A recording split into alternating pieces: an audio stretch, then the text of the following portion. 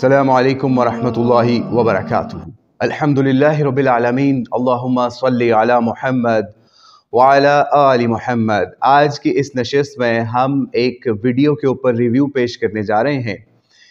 Engineer محمد علی مرزا کی video, اس کا تھمبنیل آپ اپنی اسکرین پر ملاحظہ کر سکتے ہیں۔ ان سے ایک قادیانی نے سوال کیا، آپ ویڈیو بھی ان کی پوری ملاحظہ کیجئے گا۔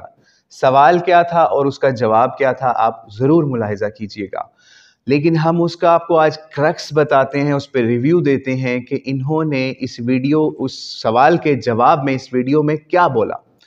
آپ پہلے ان کی ویڈیو بھی ملاحظہ کیجئے گا، لیکن ہم کچھ ایسے پوائنٹس آج آپ کو بتاتے ہیں جو انجینئر صاحب نے قادیانی کو جواب میں دیے۔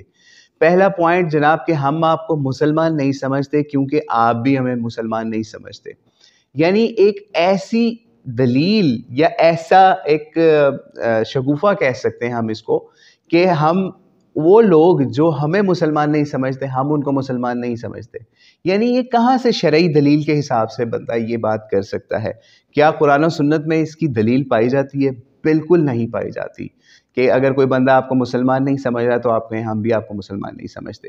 دراصل قادیانیوں کو غیر مسلم قرار دینے کے پیچھے ایک بہت لمبی داستان ہے، جس کو ختم نبوت فورم نے قربانیاں دے کے اچیو کیا۔ بہت سے لوگوں نے اپنی شہادتیں پیش کی، اس کے علاوہ پارلیمنٹ میں قومی اسمبلی کے اندر اس پہ ڈیبیٹ ہوئی، پھر جا کر ان کو کافر یا غیر مسلم ڈکلیئر کیا گیا۔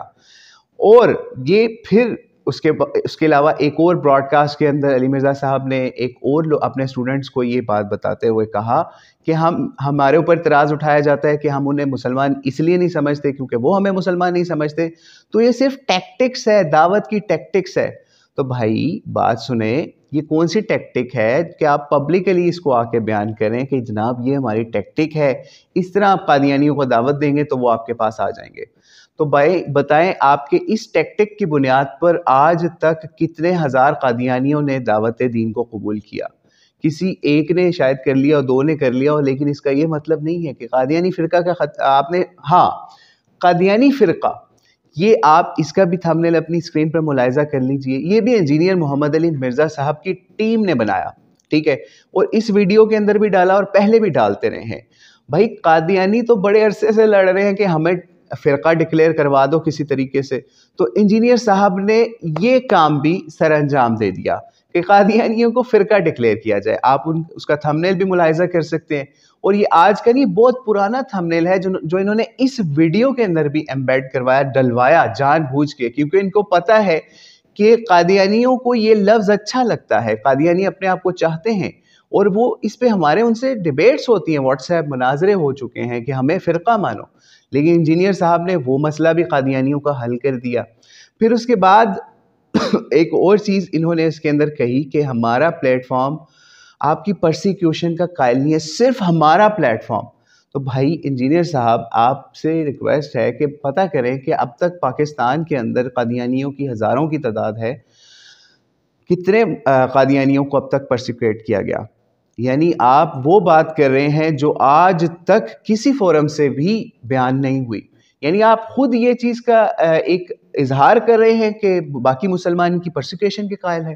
پرسیکیوشن کہاں کی گئی ہے؟ کہاں ان کا قتل عام کیا گیا؟ کہاں ان کے قتل عام کا آرڈر کیا گیا ہے؟ تو خدا کے لیے اس مسئلے پہ بھی ذرا سوچئے کہ میں سے نکل کر لوگوں کو بتائیں کہ ہم میں سے کوئی بھی ان کی پرسیکیوشن کا قائل نہیں ہے، اگر وہ پاکستان کے آئین کو مانتے ہیں اور اپنے آپ کو غیر مسلم سمجھ کے رہتے ہیں۔ لیکن کوئی مسلمان بھی اس نے نہ عملی طور پہ اس کا اظہار کیا، کسی فرقے نے بھی۔ اور ہاں، یہاں پر آپ کی اصلاح کے لیے ایک اور چیز، آپ نے اس کے اندر ایک کام اور کیا، نماز کا طریقہ۔ ایک بندہ مسلمان ہی نہیں ہے تو اس کے نماز کے طریقے کے اوپر کیا بات ہوگی؟ جیسے آپ شیعوں کو کہتے ہیں شیعوں سے تو عقیدہ امامت پہ بات ہوگی، تو یہاں پہ ایک بندہ مسلمان ہی نہیں ہے، یعنی غیر مسلم ان کو ڈکلیئر کیا تمام فرقوں نے یونائٹڈ ہو کر۔ لیکن آپ کو اس پہ بھی فرقہ واریت کو چمکانے کا شوق تھا، تو آپ نے ان کی نماز پہ بھی بات کر دی۔ قادیانی، دیوبندی، بریلوی ان کے طریقے پر نماز پڑھتے ہیں، بخاری مسلم کے طریقے پر نماز نہیں پڑھتے۔ تو بھائی نماز تو سیکنڈری چیز ہے، پہلے تو ان کا ایمان تو ثابت ہو۔ اب مسلمہ کذاب کے ساتھ جب مسلمانوں نے لڑائی کی یا ان کا قتل عام کیا، تو کیا آپ اس وقت مسلمان ان کی نمازیں دیکھ رہے تھے؟ حالانکہ وہ لوگ بھی نمازیں پڑھتے تھے، وہ بھی اسی اللہ کے سامنے جھکتے تھے. تو مسلمان یہ کہتے کہ یہ نبی کے طریقے والی نماز پڑھ رہے ہیں ہمارے نبی کے وہ بڑا اچھا سمجھتے ہیں. وہ ہمارے نبی کے بارے میں. پھر اگلی چیز، ایک اور چیز آپ نے ایک اور کام کیا اس کے اندر کہ مرزا کی پرسنالٹی کے اوپر آپ نے کہا میں اس کے اوپر اعتراضات نہیں اٹھاتا، وہ کس کا اس کے سے کیا افیئر تھا کیا تھا. تو اور اس کے ساتھ آپ نے کیا چیز جوڑی کہ ہمارے نبی علیہ السلام کے اوپر بھی کافر جو ہے وہ بڑے اعتراضات اٹھاتے ہیں. تو بھائی کہاں نبی علیہ الصلوۃ والسلام کی ذات اور کہاں مرزا غلام احمد قادیانی کی ذات کہ آپ اس کے ساتھ کمپیئر کر رہے ہیں اس چیز کو کہ نبی علیہ السلام پر بھی پرسنالٹی کے اوپر اعتراضات اٹھاتے ہیں تو میں اس کی بات نہیں کرتا. تو بھائی خدا را آپ ان لوگوں کو دیکھیے جنہوں نے ختم نبوت کے کاز پہ قربانیاں دی، ڈیبیٹس کی، اور ان لوگوں کو علمی طور پر لاجواب کر کے غیر مسلم قرار دلوایا. اسمبلی کے اندر پوری قراردادیں، ہر چیز ان کو پورا موقع دیا گیا.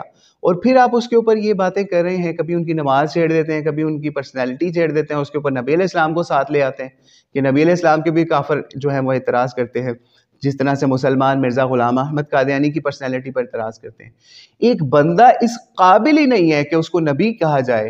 یعنی ایک عام فطری شخص، یعنی مرزا غلام احمد کی پرسنالٹی پر وہ چیزیں ہیں جو کہ ایک عام انسان کو بھی آپ دیکھ لینا، آپ کہیں کہ اس کے اندر یہ چیزیں ہیں تو آپ کہیں گے یار یہ تو بندہ پاگل ہے یا پھر کوئی عجیب ہی مخلوق ہے. یعنی ایسی چیزیں.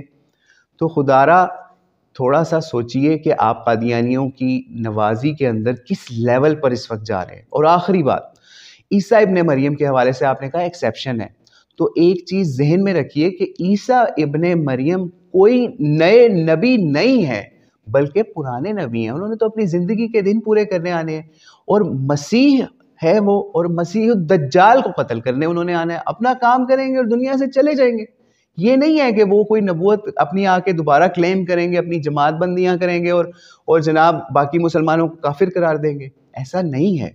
تو اس لیے حضرت عیسیٰ علیہ السلام والے مسئلے کے اوپر بھی سوچئے سمجھیے کہ وہ ایک نئے نبی نہیں ہے. اس کا اس مسئلے سے اس طریقے سے لنک ہم نہیں کر سکتے جس طریقے سے قادیانی کرتے ہیں، یا آپ نے اپنی ویڈیو کے اینڈ میں تھوڑا سا اس کی طرف اشارہ کیا.